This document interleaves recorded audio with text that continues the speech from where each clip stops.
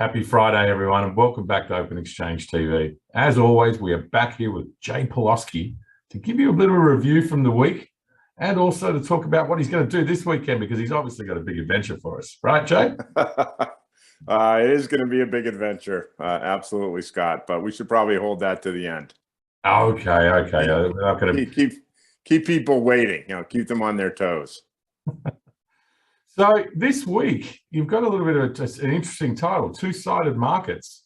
Now, listen, I know at the start of the week, everyone was happy, everything's bounding through the markets and so forth. And wow, it's been a sea of red the last few days, especially today. Like, you definitely hit the nail on the head with Two-Sided Markets, but run us through the title. Yeah, exactly. You just laid out the visual evidence of that, right? Green on the screen, the beginning of the week, the best ever start to Q4, I'm led to understand from FinTwit, and ending the week on the normal sea of red. S&P down 2% on a jobs report that seemed pretty much in line with expectations. So I continue to struggle with kind of where people are and what investors are expecting, but we have been talking about extrapolation. That was the title of our monthly last week, Extrapolation and Beyond, talking about how investors had gotten used to extrapolating higher than expected inflation prints, more aggressive Fed than expected, right? 375 basis point hikes in a row, never happened before. Dollar strength never ending. In markets, a sea of red, whether it's fixed income, stocks, etc. It's been a brutal year on a multi-cross asset basis. And so the question we posed last week was, that has been the right approach.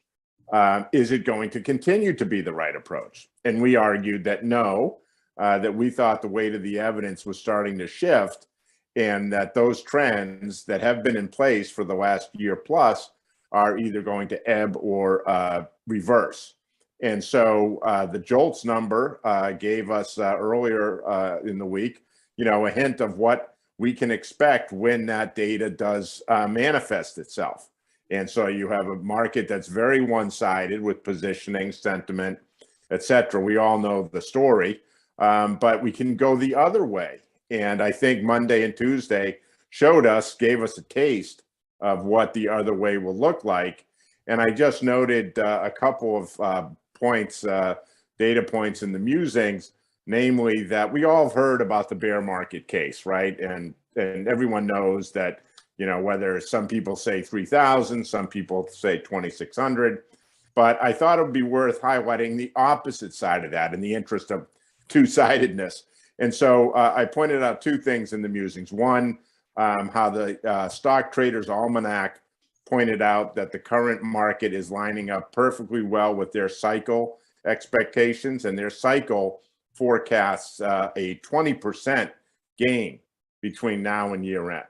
I also highlighted that the McClellan oscillator has reached its most oversold condition since the pandemic low in the spring of 2020. And we all know what happened then.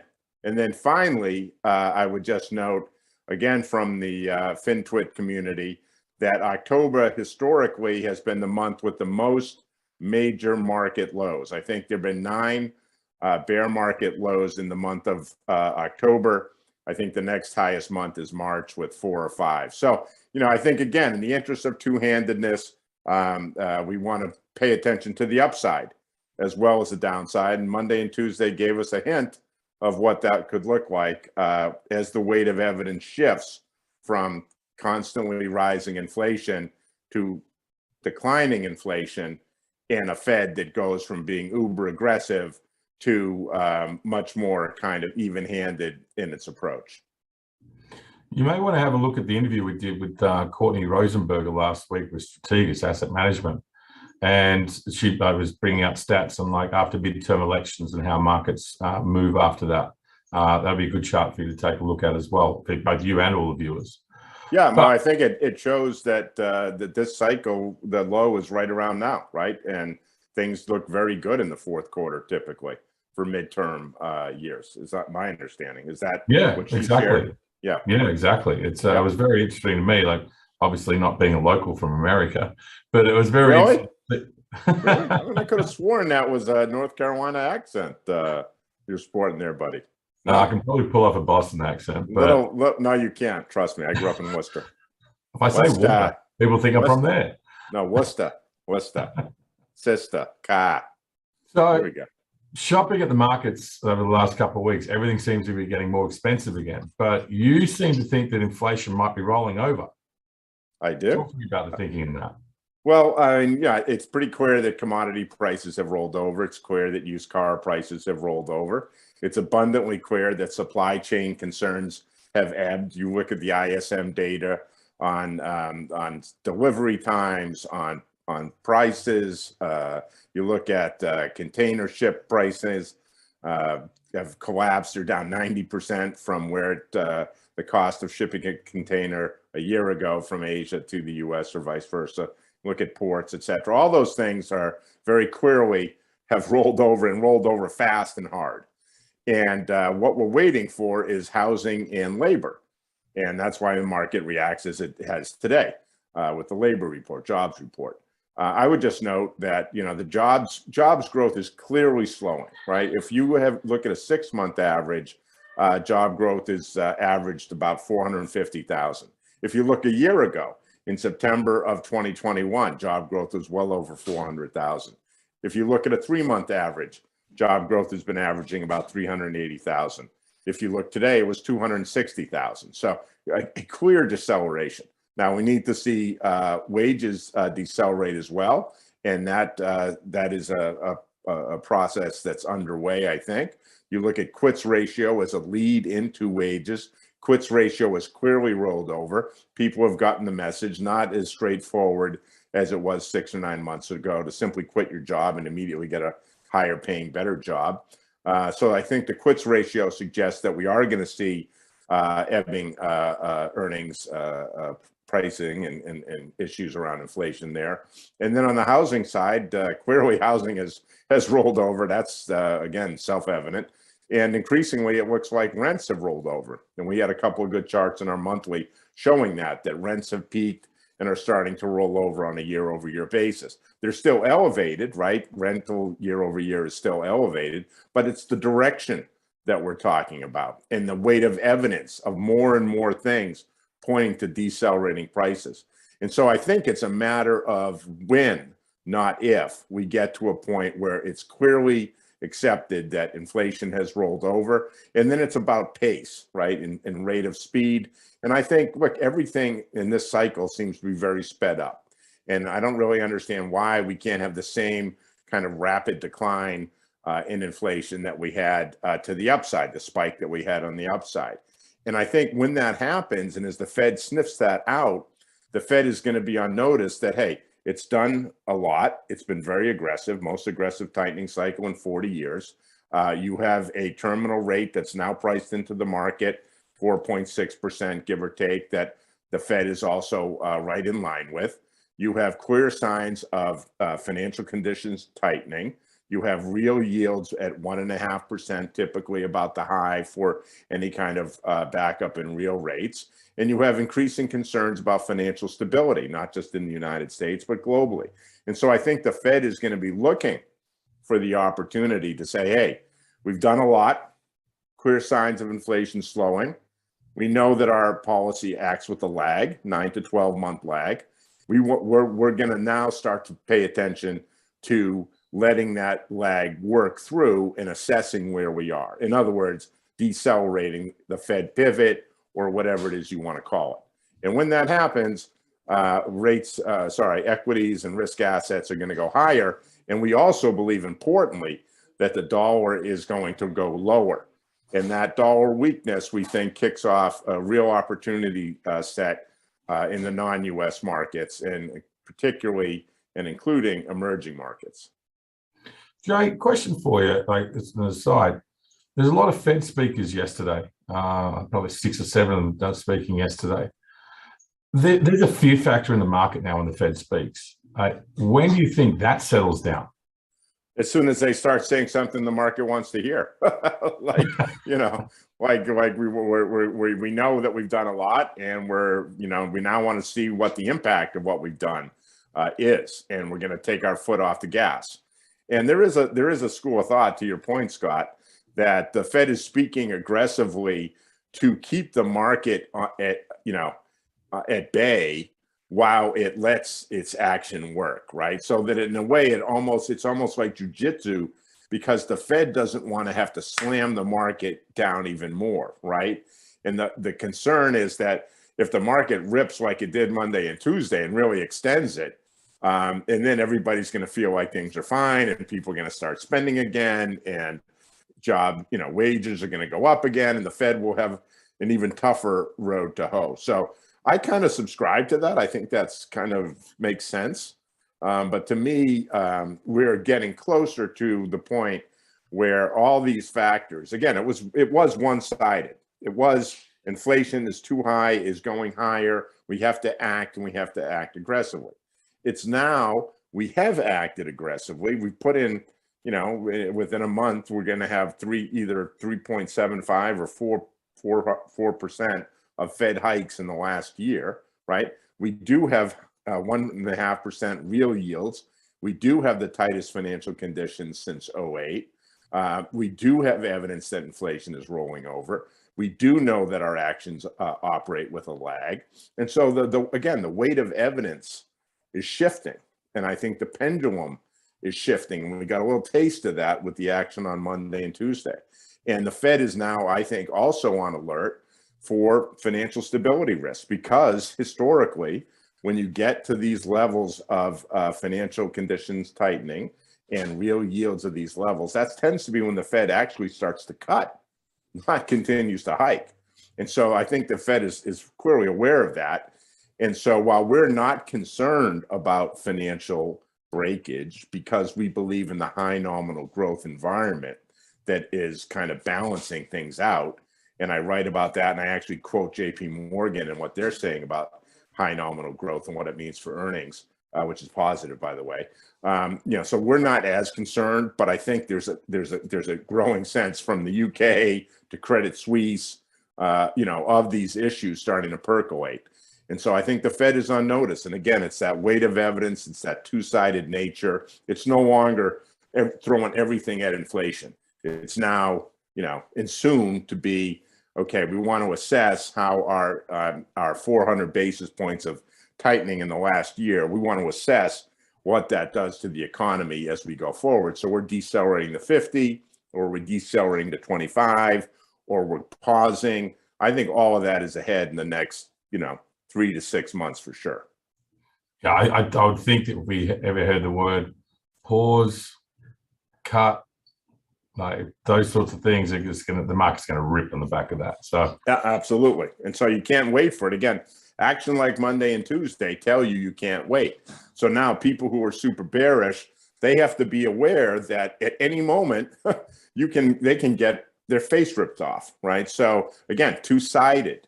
And I think that two-sided nature means less likelihood of that significant, down leg that people have been talking about. At some point, that's going to be stale. And I think it's getting to the point where it's stale.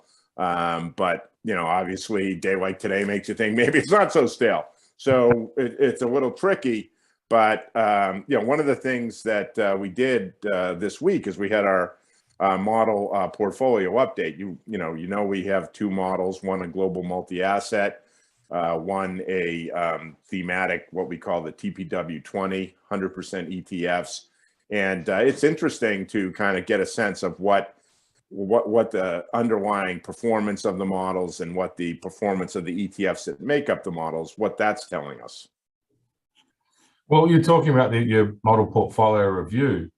Let's take a look at that. I want to hear what changes you've made here. Well, I can't tell you all the changes. Those are for paying clients, buddy. Come on. I mean, I appreciate the free advertising here, but got to have money on the table for all the details of the model changes. And in fairness, the people that do pay, that's also part of it, of course. But I can tell you, a couple of things. Certainly, one was interesting that not a lot of our holdings, and the global multi-asset has about 28 ETFs in it because it covers stocks, bonds, commodities, FX. The TBW 20 has 20. So we're talking, and there's obviously some overlap, but we're talking, call it 35 to maybe 40 different ETFs. And the bulk of them did not make new lows in September, right? That's telling, right? Because the indices did, S&P did, ACWI did, ACWI ex-US did. And we've seen this with stocks too, right? The number of people have commented on the breadth being a positive divergence from the indices. And we saw that in the model. That's good. We also saw things like EUFN, the European financials, outperforming ACWI over the last 4 or 5 weeks, last 4 weeks, sorry. That's how we cut it, every 4 weeks. Outperforming ACWI, even during the Credit Suisse fears, right? The spooky Halloween, we're gonna have a big bank failure. EUFN outperformed ACWI, outperformed the S&P, outperformed XLF, which is the US financial ETF. That's kind of interesting to us. The other thing that's interesting, things like emerging markets outperforming. The best performing ETF in our global multi-asset model over the last month or so was Brazil. Lo and behold, right? One of the other top 5 performer was Japan. I mean, nobody pays any attention to Japan anymore, even though some research came out over the last couple of days that suggests it's breaking out versus the S&P on a 30-year chart. There was a really interesting chart going around the FinTwit space this week showing exactly that. And then you have the same, by the same token, foreigners have been net sellers of Japan equity for the last 6 weeks. They've been net sellers of European equities for something like 40 weeks. So, there are a number of things that are happening that suggest it's time to start looking at things with a slightly different light, right? When European banks outperform in the midst of a fear of a major bank failure, that tells you that there's not a lot of selling appetite left. It's like we talked about over the last month or two with Chinese property, right? In our Asian high yield position, which continues to perform fine, even though it has 30% exposure, 30% of the fund is exposed to China real estate. Why? Because everybody's already sold this stuff. There's nobody left to sell. And if the People's Party Congress in the next week or two happens as we expect, there's probably going to be some more policy support for property in the aftermath of that.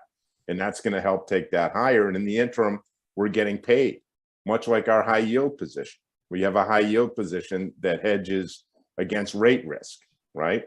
And it is performing fantastically versus HYG and versus the ag. So that's a fixed income exposure for us, which we benchmark to the ag. It's high yield.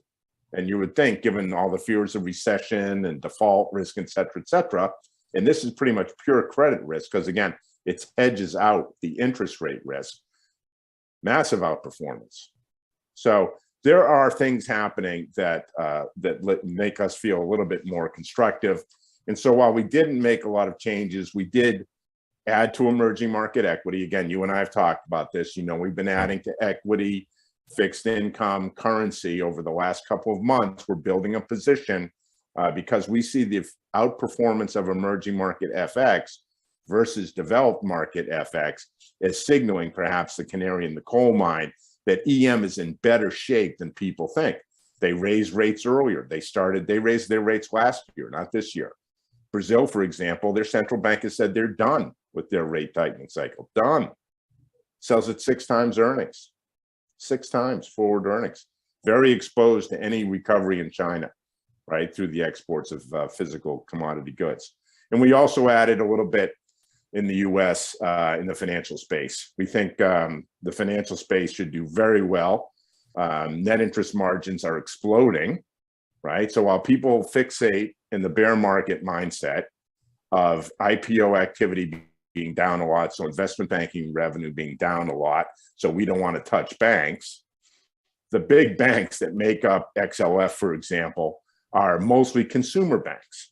And they are going to be printing money on that side because all of a sudden, the gap between what they're paying on deposits and what they can get in loans has exploded. Yeah. After 3 or 4 years where there's been no net interest margin growth at all. It's been compressing because rates have gone down to 0. Same with European banks, right? It's so interesting, Scott. Actually, bank earnings estimates for European banks has been going up while prices have been going down. Okay. And so there's a disconnect there that is going to be manifested at some point, we believe, with outperformance. And the fact that that segment, EUFN, outperformed during the Credit Suisse fears tells you that, again, people are done selling this stuff. And so, so we're set up nicely for the turn that we think is going to happen, the fundamental turn to some of these trends, whether it's inflation, central bank tightening, et cetera.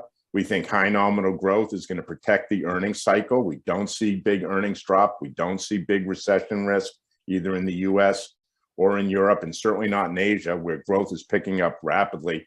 Japan is picking up, China is picking up, Southeast Asia growth is picking up. We like that part of the world. We like Latin America in EM. And so, we're looking for a better fourth quarter, and we think investors really need to be balanced and be aware of both sides, and thus two-sided markets. Well, that's a great way to wrap up there, Jay. Now, what is the plan for the weekend? I thought you were going to let me go. No. Oh, well, okay. It's fun because some folks would know that in New Hampshire, there are 48 4,000-foot mountains. Okay. I mean, some people would say 4,000 feet is not a mountain. And I get that, but nonetheless, 48 4,000-foot mountains. And it's a thing among some people, including one of my brothers, to climb all of these 48 mountains. And so one of my brothers, one of my younger brothers, because I'm the oldest in the family, naturally, is finishing his number 48 this weekend. So we're joining together, all the Pelosky boys and some friends, to climb the mountain with Brother Kev and celebrate. So I think it's going to be hopefully at least a 3-to-1 celebration versus climb kind of weekend. That's at least what I'm counting on. But I do plan to make it to the top, surgical left knee repair and everything, and celebrate with my brother and some friends. What a wonderful way to celebrate the weekend. Good luck with that, Jay. I hope you have a blast. Thank you, my friend. You as well. And for everyone else watching, you have a great weekend and good luck investing.